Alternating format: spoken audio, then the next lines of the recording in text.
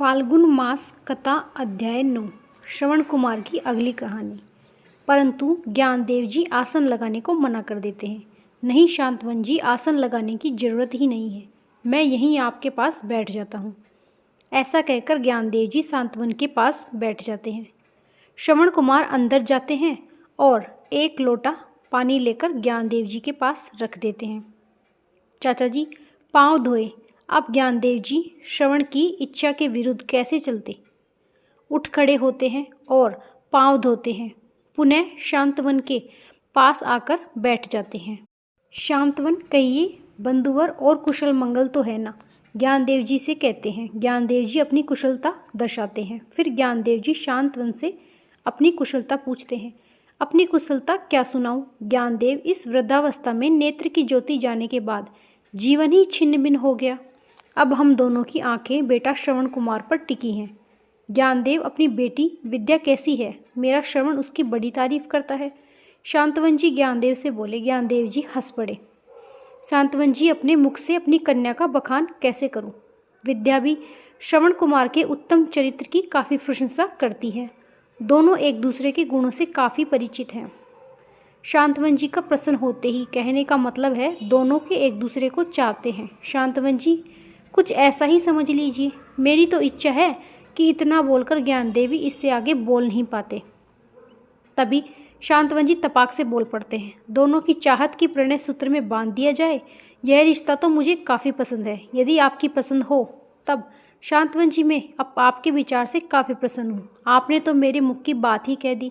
श्रवण मुझे बेहद पसंद है। शांतवन और ज्ञानदेव जी दोनों आपस में विचार कर श्रवण और विद्या को प्रणय सूत्र में बांध देते हैं। इन दोनों की शादी के बारे में शास्त्र में विशेष कुछ बताया नहीं है, फिर भी किसी न किसी पुराण में संक्षिप्त रूप से मिला है, जिसे हमने दर्शाया है। इसके बाद विद्या अपने भोले बाबा का प्रसाद अपने हाथों से श्रवण कुमार को खिलाती है। इसके बाद की शीश जीवन का वर्णन आगे सुनते हैं। अयोध्यापति महाराज दशरथ का दरबार मंत्री गढ़ों से भरा है। महाराज दशरथ राज्य की प्रजा की बात में पूछताछ करते हैं। तभी अचानक द्वारपाल खबर लेकर आते हैं। शांतवन ऋषि के पुत्र श्रवण देव राज्यसभा में पधारने की आज्ञा चाहते हैं। द्वारपाल से ऐसी बातें सुन दशरथ के रोम रोम खिल उठे। जाओ और सम्मानपूर्वक ले आओ। फिर स्वतः ही, आज का दिन कितना धन्य है जो श्रवण देव इस राज्यसभा में पधारे हैं। तभी श्रवण कुमार का आगमन होता है और श्रवण कुमार सभासदों प्रथम प्रणाम श्री पिता श्री माता का, फिर जन्मभूमि और विधाता को तीसरा प्रणाम कर गुरु ज्ञाता श्री वशिष्ठ और चौथा प्रणाम नृप सुखादाता दशरथ को पूरे राज्यसभा को श्रवण कुमार के प्रणाम को स्वीकार कर लिया और दशरथ आशीर्वाद देते हैं। दशरथ, कहो पुत्र, क्या प्रयोजन है? किस कारण आना हुआ? गुरुदेव, मेरे माता पिता का अपनापन ही मेरी असीम चिंता का कारण है। मुझे भोजन की चिंता नहीं, वस्त्र और आभूषण की चिंता नहीं, अपने माता पिता के अंधेपन की। यदि मेरी सेवा से उनके दुख दूर हो जाएं, तो मैं कठिन से कठिन पुरुषार्थ भी करने को तैयार हूँ। मेरे नेत्रों की ज्योति से यदि उनका अंधापन दूर हो जाए, तो अपने नेत्रों की ज्योति उन्हें समर्पण करने का तैयार हूँ। तुम अपने माता पिता के अंधे होने के कारण जानते हो।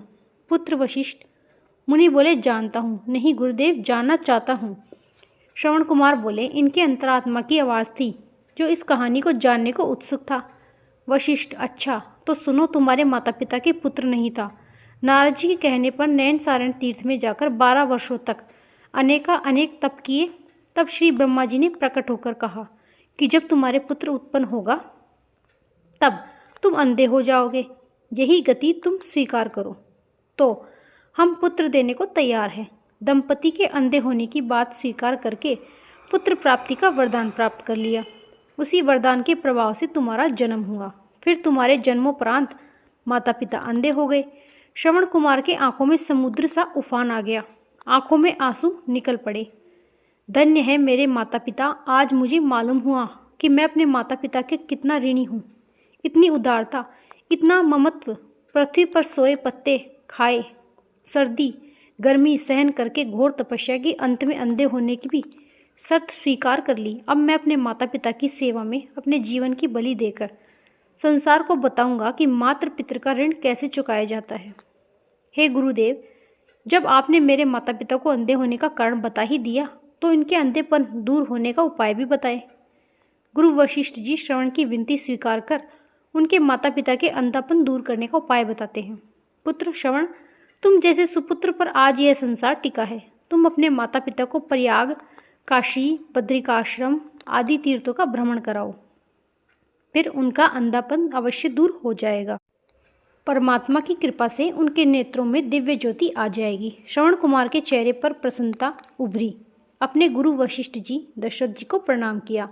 आज मैं धन्य हो गया। गुरुदेव की कृपा से निराशा में आशा की झलक मिल जाती है। यह संवाद अपने माता पिता को सुनाऊंगा और उन्हें तीर्थ कराऊंगा। श्रवण कुमार का शरीर कोमल था। महाराज दशरथ संदेह के घेरे में थे कि श्रवण कुमार इतना तीर्थ यात्रा कैसे कर पाएगा। अर्ध में दशरथ श्रवण से पूछ ही डाले, श्रवण, अंधे माता पिता को राजसमस्त कैसे करा पाओगे? बड़े सघन वनों में, महान पर्वत की कंदराओं में हिंसक जानवर अपने और अपने माता पिता की रक्षा कैसे कर पाओगे? आप इसकी चिंता न करें। अपने और अपने माता पिता की सुरक्षा के लिए परमात्मा की कृपा, गुरुदेव के आशीर्वाद और आपके प्रताप से काफ़ी है। फाल्गुन मास कथा अध्याय 9 समाप्त। राधे राधे।